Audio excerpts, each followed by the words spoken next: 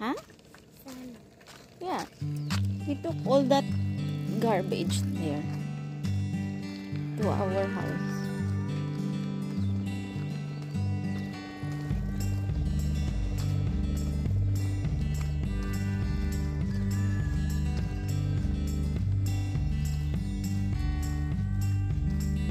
Good morning. Good morning. Good morning, Ayush.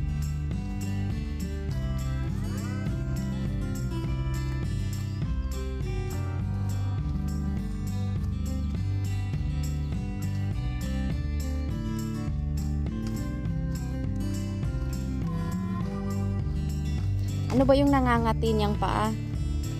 You call Didi, please.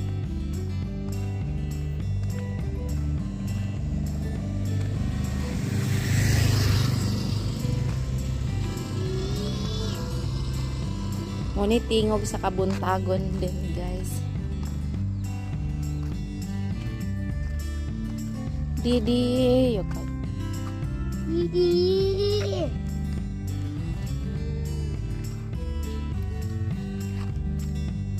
Oh, you put your...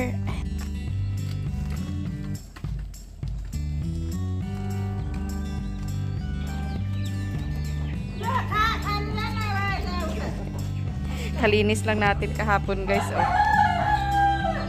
Parang wala ding linis. Ganyan yan. Kaya kailangan daily. Gagawa naman natin kapag ganitong mainit ang panahon. Ay, Ayush! You don't...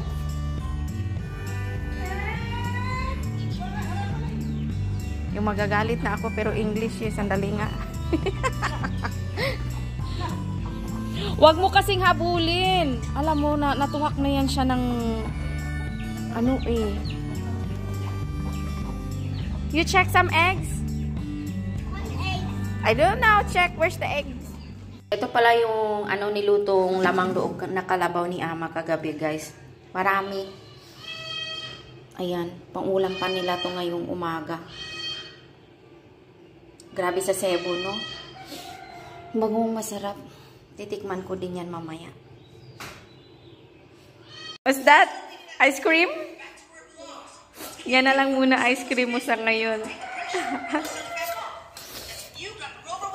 Di ba yung gatas, guys? Pag ano, sarap kasi niyan eh. Napapatili si Ayush pag nakita niyang may bit-bit na akong ganyan. I think it's not yummy. You hold it here.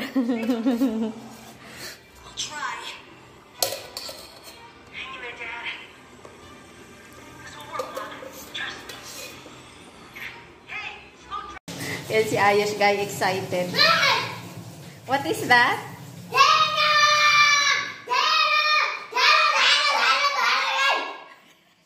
Excited.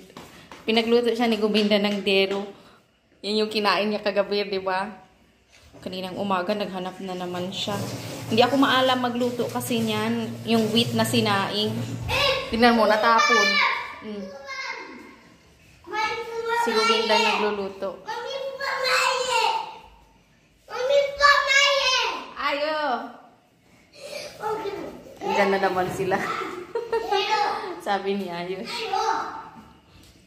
Yung pampao ni Ayush, ito yung pang-almusal niya. Gusto niya, ito din yung babaunin niya, guys. Pero hindi na kasi ito masarap kapag hindi na mainit. Dapat kainin mo siya, yung tipong napapaso yung dila mo, ganun.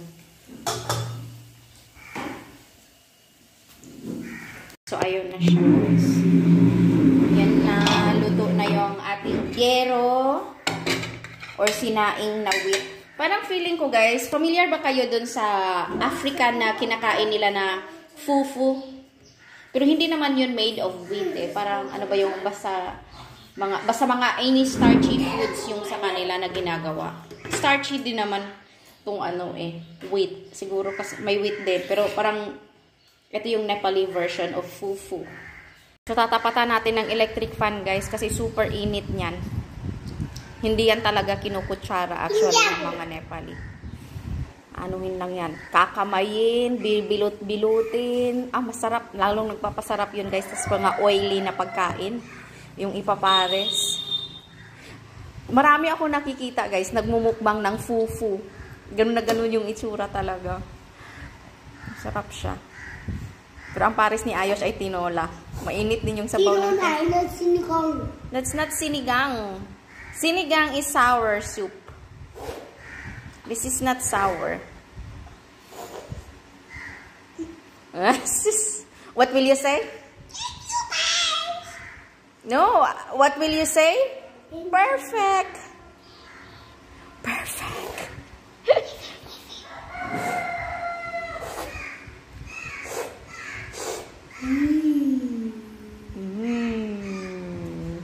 Magic in the elf tree. Shoo! You're invited to a magical party. Me? There must be some mistake. You are the wise old I'll elf. get the vegetable. You're invited to Granny Scissors party. You need to catch the magic bus. Masarap din sa tinola ito, guys. Oh dear. Mm. This magic bus is very late. Oh, hello, wise old elf. Are you coming to Granny's party? Yes, I seem to have been invited. I was at college with your granny and grandpapa a long, long time ago. Yummy, yummy. Typical. You wait ages for a magic bus. What will you say to Papa for cooking you, Dero, Ayush? I don't like this. Uy, Ayush, what will you say? I don't need a try. Ayush, what will you say to Papa for cooking Dero for you? Thank you, Papa. I really don't like this. Next stop, Granny and Grandpapa's. When we get to Granny and Grandpapa's, don't touch anything that looks magical. Yes, Mummy. Remember, Granny's magic can be a bit strong. Yes, Daddy. What about Grandpapa Thistle? Grandpapa Thistle? Oh, he's completely bonkers. Holiday daw ngayon, guys, pala. Yung sa Eid baga, hindi nag-Eid nung... hatid pala siya ni Papa niya. Wow! Bye-bye! Bye-bye!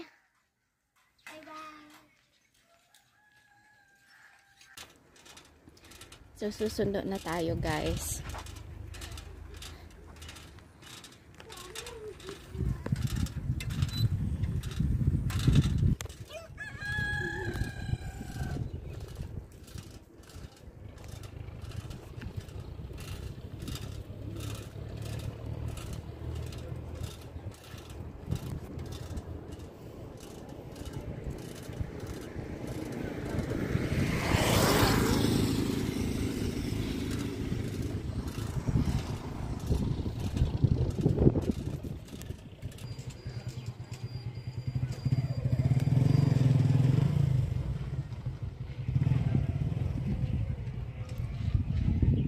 Susundo ako kay Ayush, guys. Take 2 ito, take 2. Kasi hindi sila nag-update ng tamang oras ng labas ng bata.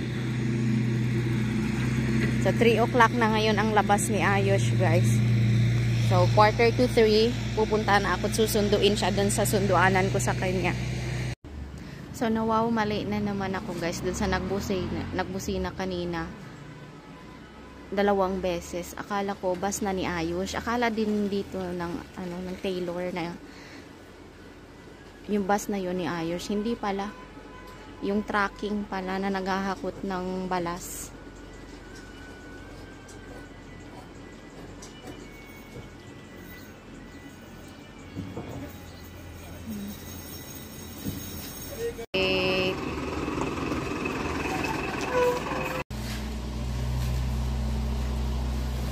Dalian, guys. Si Maricoy Betchay pala, shout out po, shout out. Nagtatanong siya sa akin, ano ba yung masarap na dal? Dapat talaga yung orange tsaka yung yellow pag haluin siya. Pero mas marami yung yellow kaysa orange, ganon. Yan. Hindi siya malasa kapag pag yung isang klase lang. Murag, sa Bisaya, lasay ba? Dayo, tapos, ito, pag yung may fasting din ang Nepalay ganito lang yung kinakain nila na dal. Bawal yung orange. Ayan. Tapos, bawal ang bawang, bawal ang sibuyas, bawal ang karne. Pero sa lahat ng bawal na yon, walang bawal dito sa bahay, guys. Kahit sila ni nanay. Sa panahon ng fasting nila, kumakain pa rin sila ng ng kahit karne nga eh. Guys, gagawa ako ng fried rice para kay Ayush. Ayan. Pagkain niya after school. So, hanggang dito lang yung vlog natin, guys. Thank you so much. Thank you so much. Ingat po kayong lahat. Shout out po sa inyong lahat, no? Shout out. Siguro, di lang ako mag-promise. One of these days, mag-shout out tayo sa inyong lahat. Thank you. Thank you.